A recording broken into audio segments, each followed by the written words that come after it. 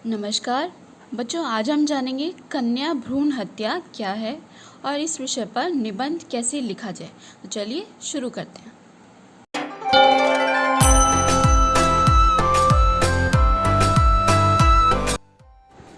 पिछली कक्षाओं में हम सीख चुके हैं कि निबंध को हम 8 बिंदुओं में बांटकर लिखते हैं। हम एक बार उनको दोहरा लेते हैं। प्रस्तावना, दूसरा बिंदु है अर्थ, तीसरा कारण, चौथा प्रभाव, पांचवा उपाय, छठा हमारी भूमिका, सातवां बिंदु है जिसमें हम अन्य मुख्य बिंदु या अन्य कोई संबंधित बिंदु बता सकते हैं, और अंत में उपसंहार। इस तरह हमें निबंध लिखना है। चलिए अब हम बढ़ते हैं अपने आज के निबंध के पहले बिंदु की ओर, जो कि है प्रस्तावना। प्रस्तावना में आप बताएंगे कि ये जो निबंध है भ्रूण हत्या ये क्या है। वर्तमान में भारतीय समाज बहुत सी समस्याओं से जूझ रहा है, यानी कि लड़ रहा है, जिसमें दहेज प्रथा, भ्रूण हत्या कुछ मुख्य समस्याएं हैं, और ये दोनों ही समस्याएं एक दूसरे से संबंधित भी हैं। भारत देश जहां बच्चियों को, लड़कियों को देवी के अवतार स्वरूप पूजा जाता है, उसी देवभूमि पर उसका अपमान हो रहा है। ये कुरीतियाँ भारत के समाज को शर्मसार कर रही हैं। ये भारत के समाज पर एक कलंक के रूप में नज़र आ रही हैं। भारतीय समाज पर एक कलंक लग चुका है कि यहाँ भ्रूण हत्या जैसी दुर्घटनाएं हर दिन प्रतिदिन अखबारों में छपती रहती हैं। तो यहाँ पर हमने प्रस्तावना या भूमिका बता दी है अपने निबंध की कि भ्रूण हत्या क्या है, इसकी भूमिका क्या है। ठीक है, चलिए अब हम बढ़ते हैं दूसरे बिंदु की ओर, जो कि है अर्थ। अब हम यहाँ बताएंगे कि भ्रूण हत्या क्या होता है। ठीक है, चलिए बच्चों, सरल शब्दों में यदि समझा जाए तो गर्भ में ही भ्रूण की हत्या करना भ्रूण हत्या कहलाता है।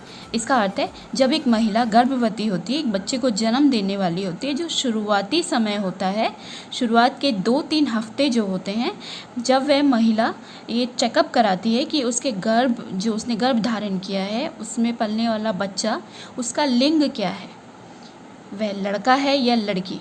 और जब पता चल जाता है कि वह लड़की है तो उस गर्भ को गिरा दिया जाता है, उस भ्रूण की हत्या कर दी जाती है।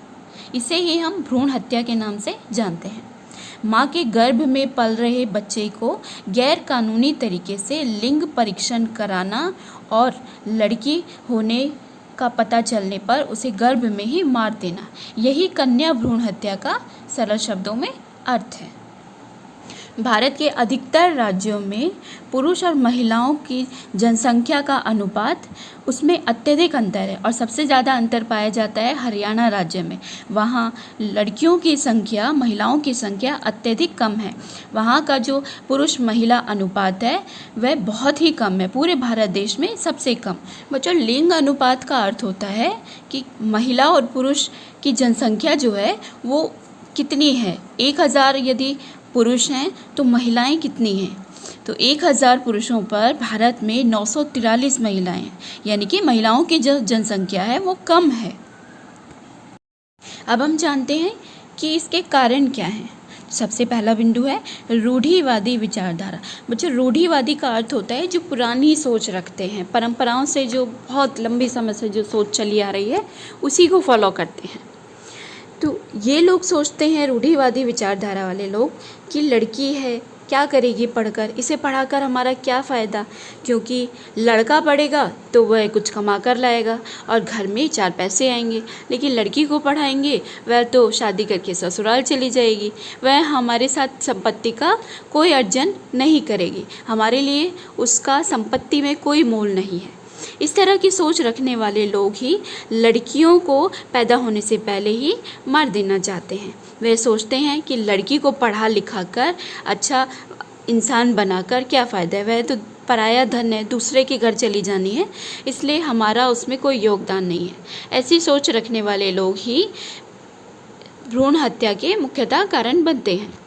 दूसरा मुख्य बिंदु है दहेज प्रथा, जो कि भारतीय समाज पर एक बहुत ही बड़ा कलंक है।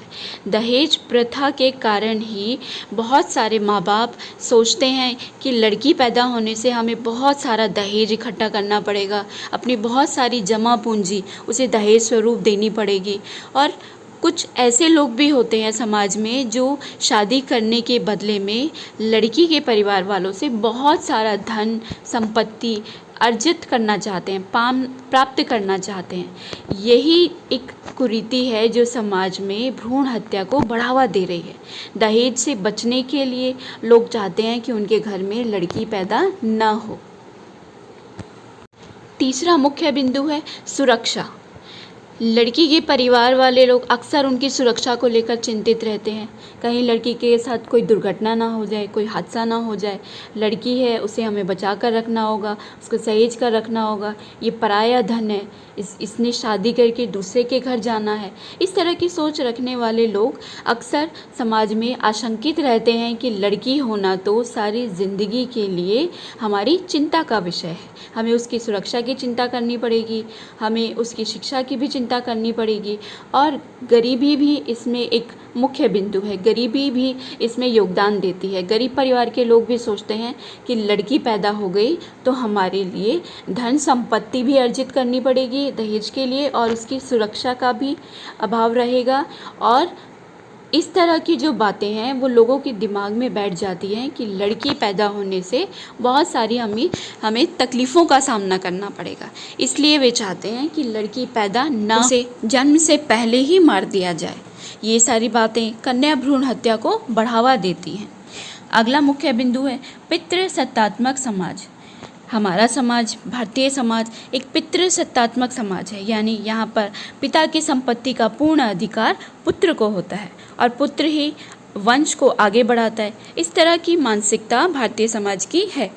इसीलिए लड़कियों को संपत्ति में कोई अधिकार भी नहीं मिलता है और उन्हें परिवार की संपत्ति में धन अर्जन करने का एक साधन के रूप में भी नहीं देखा जाता है। इसीलिए उनको आगे पढ़ाई के अधिक अवसर भी नहीं मिलते हैं और उन्हें उतना सम्मान भी नहीं मिलता जितना लड़कों को मिलता है। अगला मुख्य बिंदु है इसके उपाय। किन तरीक़ों से हम कन्या भ्रूण हत्या को रोक सकते हैं, क्या क्या तरीके अपनाए जा सकते हैं। तो बच्चों, सबसे पहले हम ये जान लेते हैं कि भारत में इसके लिए कानून भी बनाए गए हैं। PNDT नाम से 1996 में यह कानून लागू किया गया था, लेकिन इस कानून में अवश्य ही कोई कमी रही होगी, जिसके कारण बहुत से डॉक्टर और नर्सेज थोड़े से रुपयों पैसों के लालच में लिंग भेद का खुलासा कर देते हैं, जांच करते हैं और महिला और पुरुषों को यह बता देते हैं कि उनके गर्भ में जो बच्चा है उसका लिंग क्या है। लिंग पता चलने के बाद ही उसे गिराया जाता है, यानी कि कन्या भ्रूण हत्या की जाती है। तो यदि इन कानूनों को सख्ती से लागू किया जाए तो इस तरह की घटनाओं पर रोक लगाई जा सकती है। दूसरा मुख्य बिंदु है जागरूकता। हमें कोशिश करनी चाहिए, प्रयास करनी चाहिए कि भारतीय समाज को इन कुरीतियों के बारे में जागरूक किया जाए। लड़कों और लड़कों में कोई भी भेदभाव नहीं है। इस तरह की बातें बताने के लिए हमें जागरूकता अभियान चलाने चाहिए। टीवी पर नुक्कड़ नाटक, इस तरह की बहुत सारी चीज़ें हैं जो जागरूकता अभियान के तौर पर चलाई जा सकती हैं। हमें अपने आगे आने वाली पीढ़ी को भी इस संबंध में जागरूक बनाना चाहिए। उन्हें भी ये जानकारी देनी चाहिए कि यह एक कुप्रथा है, एक कुरीति है और भारतीय समाज पर एक कलंक है। इसे हमें किसी न किसी तरीके से कोई ना कोई उपाय करके ख़त्म करने का प्रयास लगातार करते रहना चाहिए। ये कोई ऐसी चीज़ नहीं है जो 1 या 2 दिन में समाप्त हो सकती है। इसके लिए हमें लोगों की विचारधारा, सोचने का तरीका बदलना होगा, नज़रिया बदलना होगा, तभी हमारे समाज में जागरूकता आएगी और कन्या भ्रूण हत्या पर रोक लग सकेगी।